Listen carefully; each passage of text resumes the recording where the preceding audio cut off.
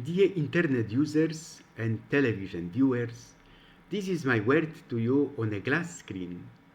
Don't let people who are angry with their own lives steal your peace and joy. The Pope from Poland spoke. Everybody loves you when you 6 foot in the ground. Meanwhile, the world and the entire universe are not standing still. It is dangerous to be right in matters about which the established authorities are. The world suffers greatly not because of the violence of evil people, I believe, but because of the silence of the good people. Let me say this. My colleague returned from emigration after honest pastoral work in a French parish and would gladly resume work in a mater archdiocese, but his efforts to do so are ineffective. He is only socially active in our colleague's parish. He has not received a satisfactory position, just like in my case. At this moment, I would like to say on my own behalf that for 33 years I have been sidelined from my priestly duties. In connection with this, I began to learn English because knowledge of other modern languages is not enough to seek justice in a technological civilization of our world. Every sport begins with the beginning. I refuse to be defeated. Although I am at the peak of my admiration for the priesthood of Christ in my first years of pastoral work, when spiritually my mother was always with me.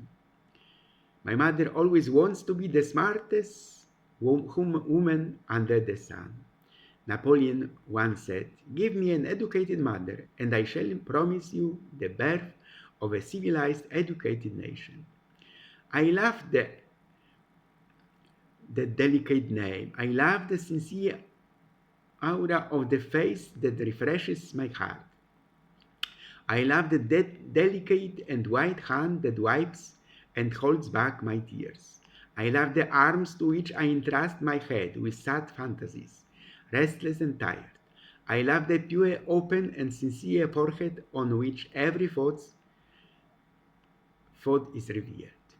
But more than honest and dear appearances, I love the voice that tells me the truth and comforts my soul to love.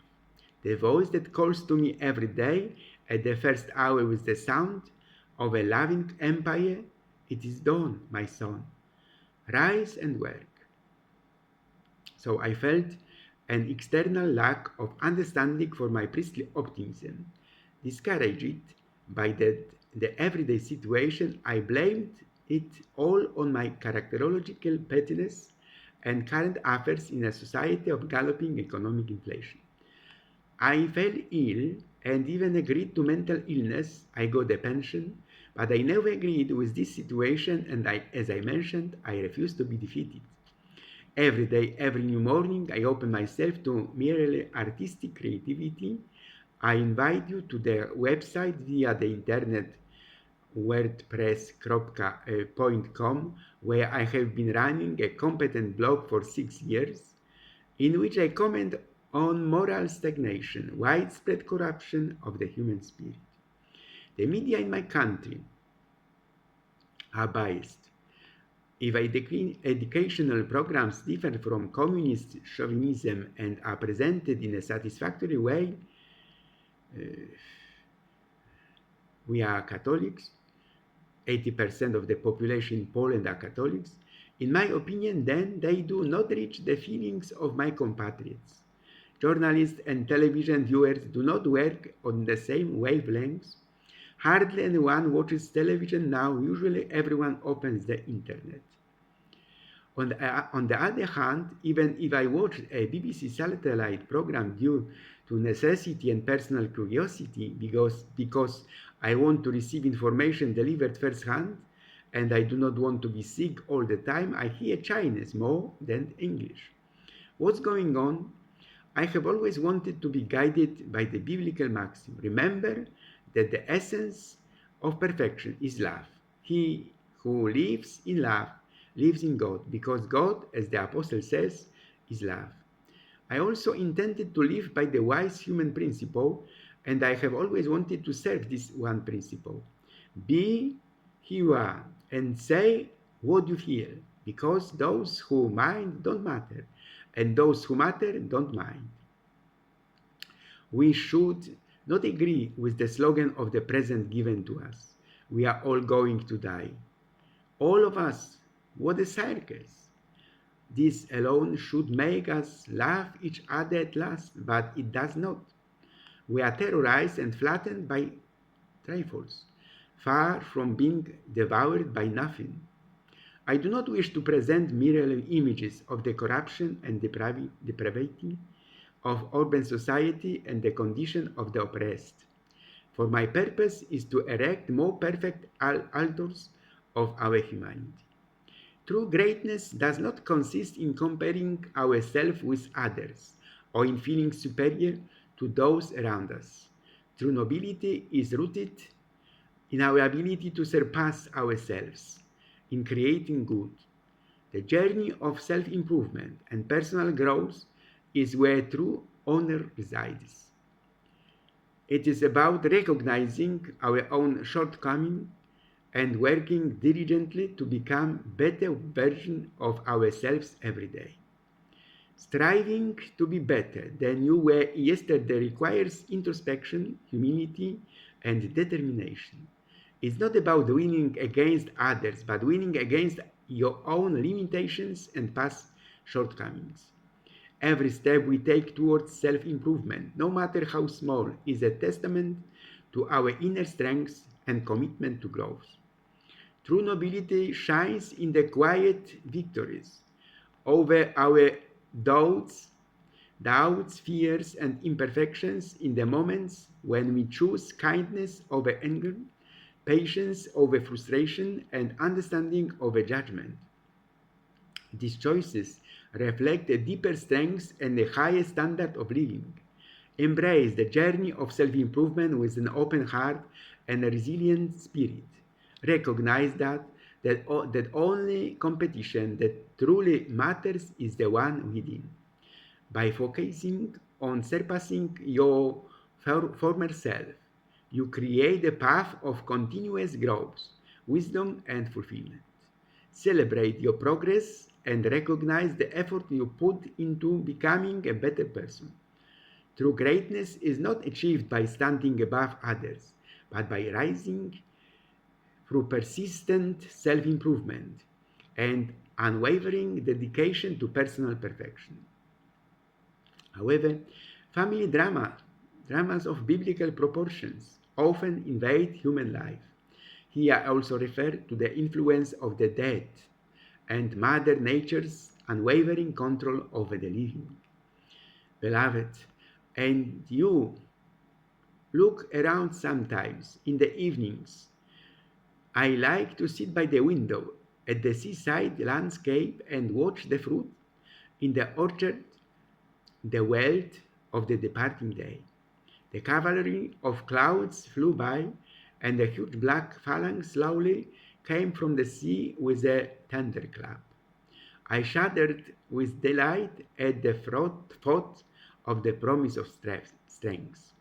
This night was too quiet, I noticed, too unimpressive. I had to do something. I thought that time required a sign, an act that would give it meaning in some way. My act who would have to identify everything I had experienced with the passing moment, otherwise the night would slip away, taking no part of the time given to me with it. After a while, I reflected, one cannot live to old age by the path of another person, I decided. My thoughts protect me, but they would kill you. And at the same time, I remembered how thick and green the undergrowth was under the trees, and how the grass on the hills bowed under the weight of seeds. How heavy the hills were as the back of a fox. The hills were now gaunt. A colony from the southern desert had come to test the earth for the future expansion of the desert empire.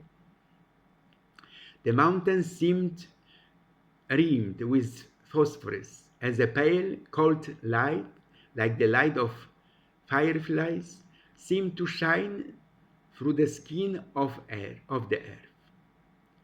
The night had the quality of memories. I always wanted to be a child, but it is a bitter thing to be a child, you know. There are so many clean, new surfaces to scratch. And when I became a youth, I wanted to give you a handful of my confidences, which may they ever be uncompromising, compelling, bold. As I mentioned elsewhere, each of my micro novels is a separate story, a separate confession, maintained in a different stylistic tone, where the language of each story is adapted to the subject and the identity of the narrator protagonist. At the same time, in the background of Confidences, we have the 20th, 21st century history of Poland, shown from a known martyrological perspective. Beloved friends, consider that we are not the first person to ever be confused, horrified, or even disgusted by human behavior. We are not alone. Sometimes many men were just as morally and spiritually troubled as we are now. Fortunately, some of them kept records of their troubles. You will learn from them if you want. Some of them kept records of the troubles. You will learn from them if you want to. Just as one day, if you have something to offer, someone will learn from you. It is a beautiful interrelationship, and it is not education, it is history, it is poetry, because I have learned that people will forget what you said, people will forget what you did, but people will never forget how you made them feel. Poetry and its heralds do that. You know, without me, how sometimes a word or a name escapes you, and you seek it among the running spirits of shadow, leaping at it, lying in wait for it to spring, spreading feeble snares for the nonsense or sound, until suddenly, as in a ghostly forest, you hear it, see it flash between the branches, and scarcely knowing how, suddenly you have it. The music I heard with you was more than music, and the bread I broke with you was more than bread. Now that I am without you, sometimes all is desolate. All that was once so beautiful is dead, says the poet. Your hands once touched this table and this silver, and I saw your fingers hold this glass. These things remember you not, beloved, and yet your touch upon them shall not pass away. For it was in my heart that you moved among them and blessed them with your hands and eyes. And in my heart they will always remember. They knew you once, O beautiful and wise one, while the blue noon arches over us, and the poplar sheds its disconsolate leaf. Tell me again why love charms, and what does love give? Is, is it the trembling finger that traces the crooked eyebrow, the curve of the cheek, the lips that tremble when the hand curses but cannot speak? No, not in this. Not in this is hidden the secret more than in other things.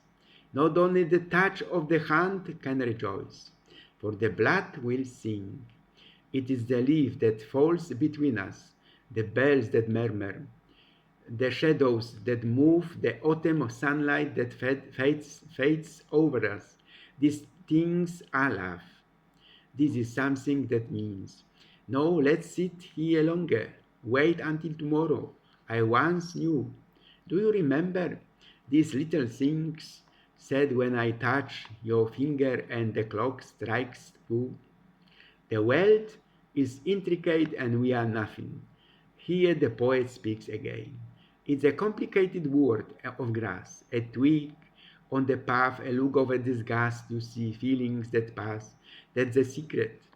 And I could hate you, the poet always feels, As I lean for another kiss, I see in your eyes that I don't mean you, and that love is so. Rock meeting rock can now laugh better than eyes that stare or lips that touch. All we know in love is bitter, and that little, said poet. Beloved, all beautiful things we have in end. All beautiful things will wither and die, and youth that now so bravely bears fruit, and so on, will beg for a penny in the future. All beautiful ladies will soon be forgotten, and goldenrod is dust when it dies. The sweetest bodies and flowers are rotten. Cobwebs cover the brightest head. Come back, true love, sweet youth, come back. But time passes and will be again back, regardless and anything of anything.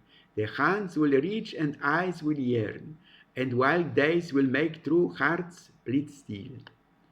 Come back, true love. Sweet youth stay, but goldenrod and daisies fade, and autumn rain blows over them. They pass, and know not where to go, beloved. Let us praise the rain once more. Let us discover some new alphabet, for something is often praised.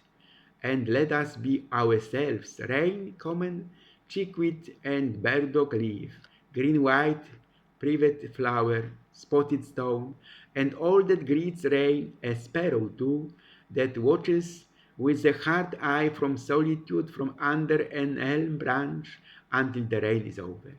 There is an oriole that hangs upside down in its nest and flutters its orange wing under a tree as dead and motionless as leaf. There is not one leaf in all this sky of leaves that the rain has loosened from its twig. A leaf blade cracks and falls, but is caught on a sister leaf and hangs there. There is a cup of acorn beside of mushroom that catches 3 drops from a stooping cloud. The shy bee returns to the hive. The fly under the broad hollyhock leaf is dumb with cold. The rain snail surveys that wet wealth of watery stone, and the of water, syllables of water still whisper. The cloud wheel spins slowly while we wait. Beloved brother, sister, life will break you. No one can protect you from this, not even loneliness, for loneliness will break you with its desire. You must laugh, you must feel. This is the reason you are on earth. You must risk your heart. You are here to be swallowed up. And when you happen to be broken, betrayed, abandoned, hurt, or death comes too close, allow yourself to sit under the apple tree and listen to the apples fall around you in heaps, wasting their sweetness. Tell yourself you've tasted as many as you could. For the living I've gone, for the sad I'll never return, for the wicked I've been deceived, for the happy I am at peace, and for the faithful I've never gone. I can't speak, but I can listen. I can't be seen, but I can be heard. So when you stand on the shore and look at the beautiful sea, when you look at the flower and admire its simplicity, remember me. Remember me in your heart. Your thoughts and memories are the most important of the time we laughed, of the time we cried, of the time we fought, of the time we laughed. For if you always think of me, I'll never go away. Exactly 8 years ago, Anne Frank wrote her last diary entry. 3 days later, she and her family were arrested and sent to a concentration camp. The words from her diary ring in my head. I still believe that people are naturally good. Finally, I have saved this beautiful text for you at the end. Let us read it to the end and sometimes sing. I have beloved parents. My father is young as May, and my mother among the lilacs. But let us allow the mother to speak at last. My dear daughter, when you notice that I am getting older, please be patient with me, and above all, try to understand what I am going through. If I repeat one thing 1,000 times, do not interrupt me to say, "You said that a minute ago." Please just listen. Try to remember the times when you were little and I read the same story to you night after night before you fell asleep. When I do not want to take a bath, do not be angry and do not embarrass me. Remember how I followed you when you were still a child, trying to persuade you to take a shower despite your excuses. When you see how I do not cope with new technologies, give me time to learn them and do not look at me that way. Remember, my dear, how patiently I taught you how to do many things, how to behave while eating, how to dress, how to comb your hair, and how to cope with various everyday matters. When you notice that I am getting older, please be patient. But above all, try to understand what I am going through. If sometimes I happen to lose the thread of our conversation, give me a moment to remember. And if I can, don't get upset and don't be arrogant. Know that the most important thing for me is simply to be with you. And when my old, tired legs don't let me go as fast as before, give me your hand, the way I used to give you mine when you were starting to walk. When those days come, don't be sad, just be with me. Try to understand me as I approach the end of my life with love. I will be extremely grateful for the time you have devoted and the joy we have shared. With a smile and a great affection I have always had for you, I simply want to say I love you, my dear daughter. Beloved mothers, fathers, grandmothers, and grandfathers, now you see how great the power of words is. Where they are gone, the word disappears. So be good to me and to yourselves. Let it be so always.